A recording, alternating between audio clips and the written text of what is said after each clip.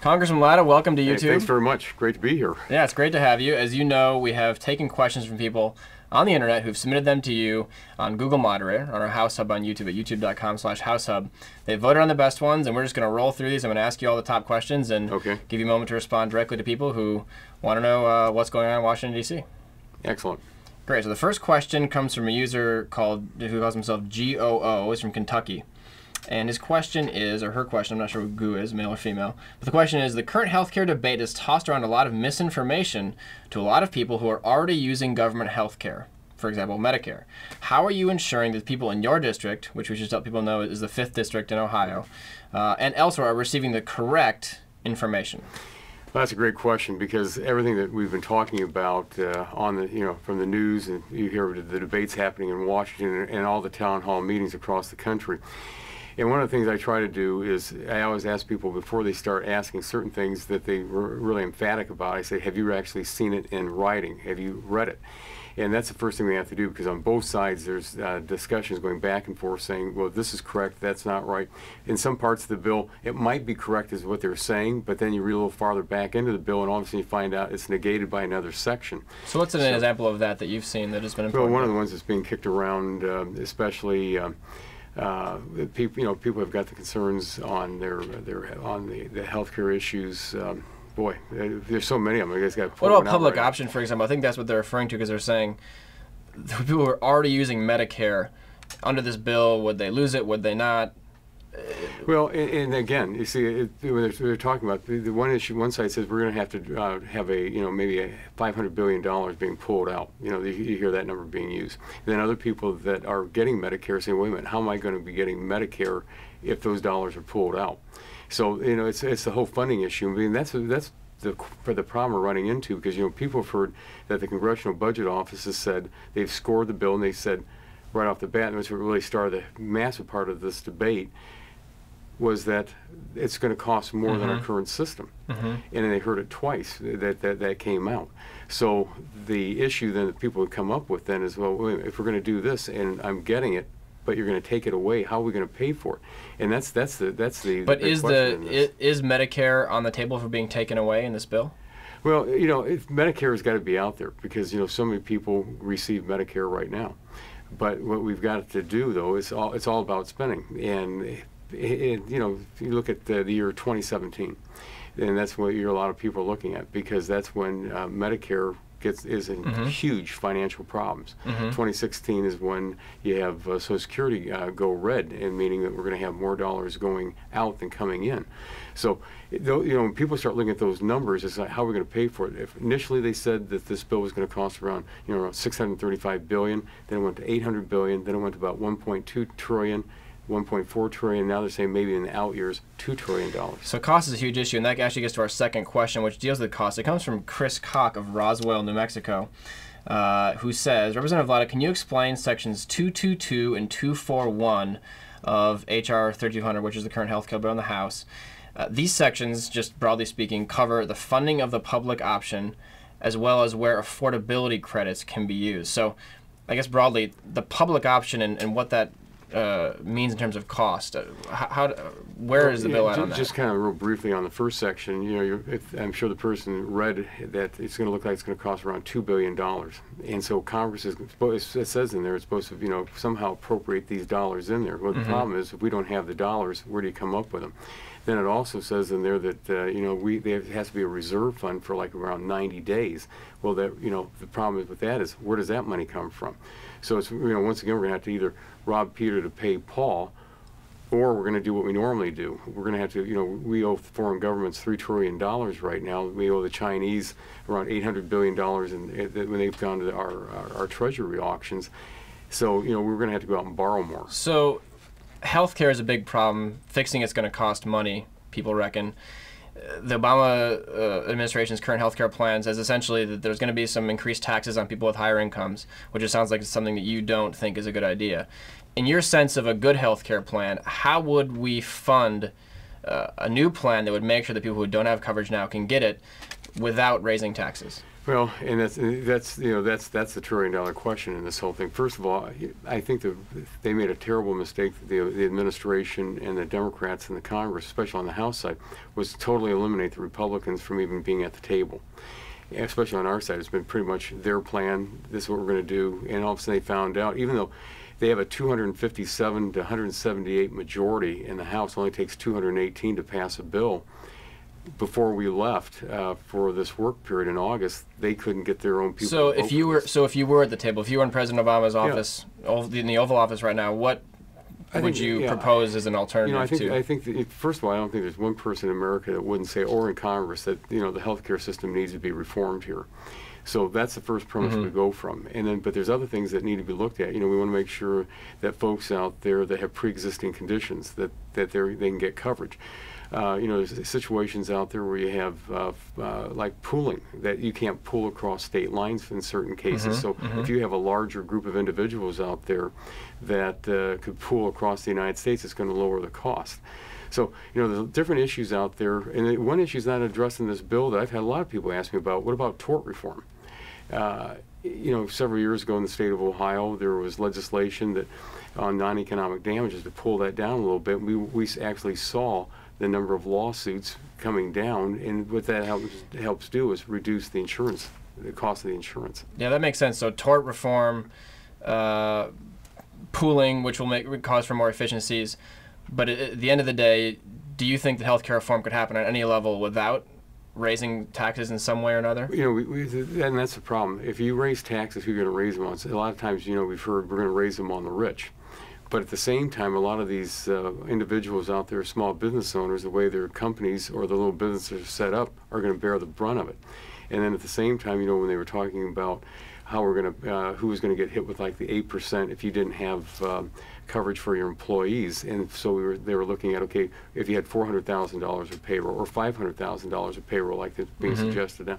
But you look at that, and then the problem you run into is, okay, if you've got a small company and you're not providing it right now, you have 10 employees, you figure that 8% up, you're pretty much going to say, I'm going to have to eliminate an employee, which, the estimates right now we're looking at anywhere from 4.7 to 5 million people could lose their jobs because of the health care legislation that's proposed right now.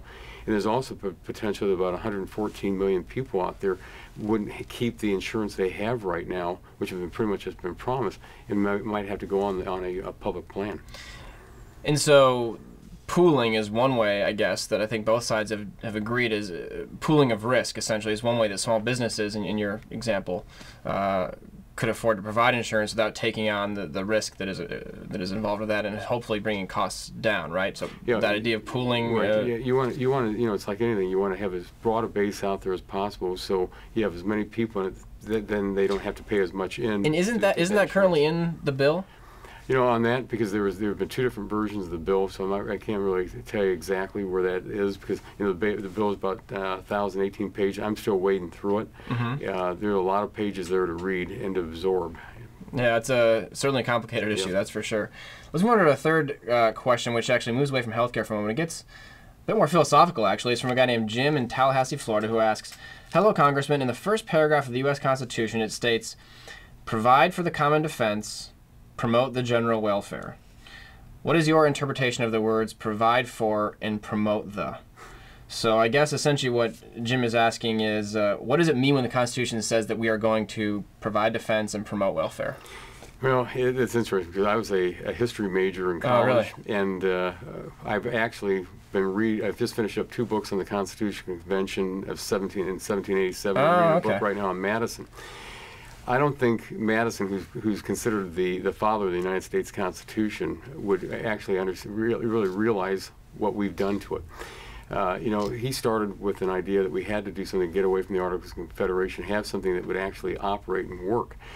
Well, it's interesting that when he was pushing for the ratification, it wasn't very long after that, after Washington was inaugurated in his first term, that Madison already started pulling away from a lot of the things that the Federalists were trying to do, and actually went more on the Jefferson line of thought. Meant pretty much is that, government only has very defined, very strict areas, and it was Madison did not even advocate for a Bill of Rights. He only advocated for a Bill of Rights when he thought that it was necessary to make sure they could get ratification. And what Madison had seen was that he said, no, it's in black and white. You don't need to have all these other a Bill of Rights, because what we're writing in there right now is all this government can do. But there are other people at that time said, you know what, there are going to be people that were going to have to know what happened here 100 years from now, and they said we need that Bill of Rights. So I think where do you find yourself? I'm a strict constructionist. I think that you've got to be very careful on how you're interpreting the Constitution. You shouldn't be overly broad with it, because I think, again, you're diluting it, and you're taking your rights not only away from people, but I think you've also seen the states have had a lot of their rights pulled back through the decades now. So I think that I'm not sure where the questioner. I just sort of left it open for you. But I think that what we got to do is for limited government, to have government be able to, if the American people can afford this government, because when you're looking at $11.5 trillion in debt right now, and where we are today, we're getting way away from it. Well, let's end up this conversation with a video question that was sent in to you, I think from someone from your home state, and if they're not from your home state, they are asking about an issue that is relevant to Ohio. So let me play it for you right here. Hello, Congressman. I am an Ohioan and fellow alumnus of the University of Toledo. I'm currently living and working in Japan, so this might be coming too late, I'm not sure. But in 2006, you supported an Ohio House bill requiring that schools that are donated copies of the United States or Ohio mottos to display those copies. The United States motto, of course, is "In God We Trust." The Ohio motto is "With God All Things Are Possible." My question is, how do you feel about the Jefferson Wall of Separation, and would you have supported this bill if both of those mottos had been non-religious? Thank you. Interesting question. Yes, several questions there.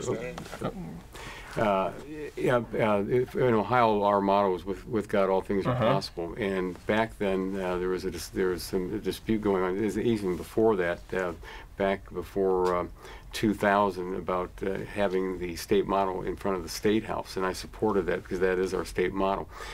I think with in most Ohio schools, especially in the high schools, there's a wall that has all of the very important documents in the United States. It could be the Declaration of Independence, the Constitution, etc.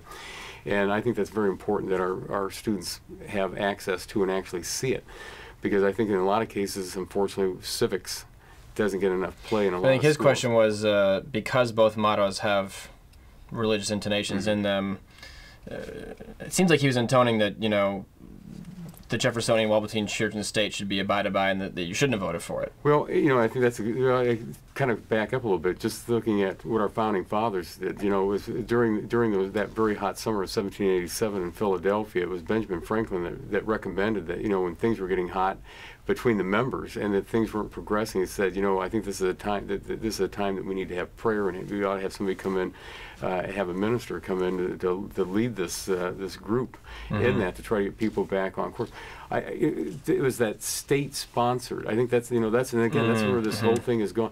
They did not want to have a state-sponsored religion. It was just like in Virginia, there was a question: should some of the churches be supported by the state of Virginia? Madison said, no, that's not what we want to have. But it's a question of, you can have religion, you can have government, because where did our early governments meet a lot of times? So if the state allows "In God We Trust" or "With God All Things Are Possible" to be on public buildings, in your mind, that's not sponsorship of a particular religion, but it's just adherence to a cultural tradition. Well, but like at the State House, you know, that's the State House, and pretty much right there, that was where we had the "In God, with God, all things are possible." With you know, at the schools, what it is it's kind of like what they call the Freedom Wall, you know, of all the different documents. But it's not really putting a lot of that there. But you know, if a school wanted to display it, they should, because it is a state motto. Great. Well, Congressman, thanks so much for taking some time with us. We appreciate it. Thank and good luck with the rest of the recess and this fall and legislative session. Really appreciate it. Thanks very much. Great. What an interesting question. That's not what I would necessarily would have expected someone to send in. But I know, that was a neat element to it. But you know, it's a that's what makes it so great. Yeah. And the other thing is, you've got a lot of people that would like to ask a certain question that will never ask a question because they think, well, I don't think anybody else is going to think that's a relevant question. Yeah, no, this is much more intimidating to stand up, you know, in Bowling Green and ask a question than it is to. And so, you know, and that's what part of the problem you're running into, I think, at some of the town halls. You might have people showing up to hear, but they're not going to say anything, because if they hear all, you know, people, you know, getting heated up, they're not going to say very much. So you're going to have a certain group sometimes that will monopolize. But these, you've got folks, you know, wherever he's at in Japan, asking the question.